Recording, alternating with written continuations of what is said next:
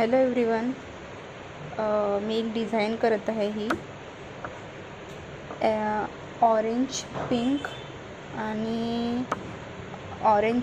आणि व्हाईट या शेडमध्ये एक आहे. एक गुलदस्त्यासारखं फ्लावर आहे. तर याला शेडेड आहे हा डिझाईन. तर बघा आणि मला सांगा कशी वाटली तुम्हाला ही डिझाईन थोडी युनिक टाईप आहे. एक नवीन फ्लावर केल्यासारखं एक नवीन फ्लावर आहे जो शेडेड आहे. त्याला खूप सारे शेड आले आहे. जेव्हा फ्लावर लास्ट मोडवर येतो, म्हणजे जसं तो आज उगला आणि त्याच्यानंतर त्याला 2 या 3 दिवस झाले तर त्याच्यामध्ये शेड यायला लागतात फ्लावरमध्ये. तर अशा टाईपचं हे एक फ्लावर आहे. ग्रीन कलरचे याचे पत्ते आहे, डार्क ग्रीन.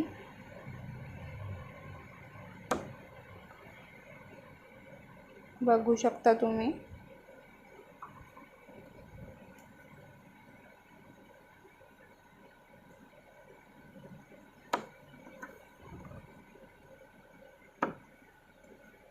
अशीच नवीन डिझाईन तुम्हाला बघायची असेल तर माझ्या चॅनलला लाईक, शेअर आणि सबस्क्राईब करा. मी हँड पेंटिंग, हँड एम्ब्रॉयडरी आणि रिंग एम्ब्रॉयडरी हे सगळं करते. जसं आरी एम्ब्रॉयडरी पण करते. हँड पेंटिंगमध्ये डिफरंट टाईप ऑफ पेंटिंग राहते, डिफरंट टाईप ऑफ फॅब्रिक राहते. सगळ्याचवर मी पेंटिंग करते. सध्या तर मी ब्लॅक आणि व्हाईटवरच तुम्हाला आत्तापर्यंत पेंटिंग दाखवली आहे. पुढे माझी कोशिश राहीलच की डिफरंट फॅब्रिकवरती तुम्हाला पेंटिंग दाखवेल, की बा त्याच्यावरती पेंटिंग केली तर तो फॅब्रिक खराब होतो की नाही होत, कुठल्या फॅब्रिकवर केली पाहिजे.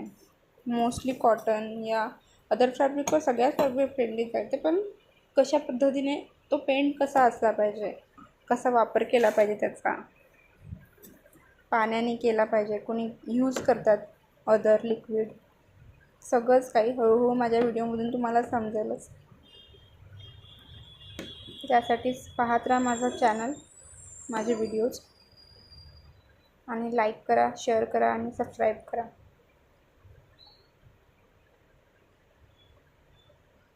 Thank you so much for watching. Thank you.